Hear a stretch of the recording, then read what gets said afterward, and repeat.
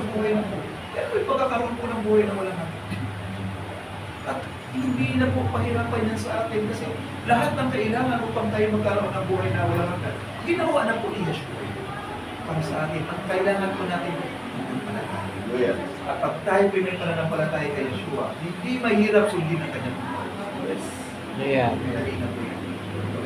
Sa katunayan na mahal mo natin ang ating magulang. Ikaw, nag-uusa tayo. Malayo pa lamang si Papa ko na. Paupo ka dyan. Kulit ka na yung sapatos. Sabi ko rin ng tatay ko, anak, may gusto ka ba? May papabili ka ba, anak? Hindi po. Pinapakita lang po natin yung pagkakas. Okay? Kaya sinabi po ni Yeshua, pag tayo nanampalataya sa Kanya, bagamat tayo mamamatay, mabubuhay ka. Namiss ka na to my heart. At alam ko si Papa, yung kung sabi ko sa kanya, manatili ka lang po sa pananampalataya sa Hallelujah. Magkikita ka. Yeah. Ano panahon na namatay yung aking ama? Hindi din yung kanyang karamdaman. Kasi meron siyang sakit sa kidney. Continuous stones talaga. Sa unang panahon nila ang mga modern technology, pagka kayo nagkaroon ng kidney, talagang pag napapasok yung kidney mo dito sa dito na iwit ka mo, talagang gumagamit ka ng papa.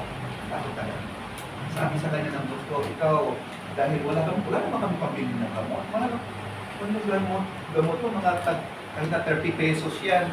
Yung panahon na yun, wala naman kami eksaktong panghanap buhay. Isyok nasira ang kitis na akin. Sabi sa kanya ng doktor, mapatransplant ka na ng kidney, kung wala kang matransplant, patanggal mo na yung kidney mo. Kasi hindi ka naabutan ng 2 buwan, 3 buwan. Mamamatay ka na kasi. Mapupoisonin ka. Ang kidney kasi yun nagsasali sa mga dumi sa katawan. Wala naman kaming pera. Ang ginawa ng tatay ko, nagdasal. Nakita ko, yun, tatay ko kasi hindi nagsasalita.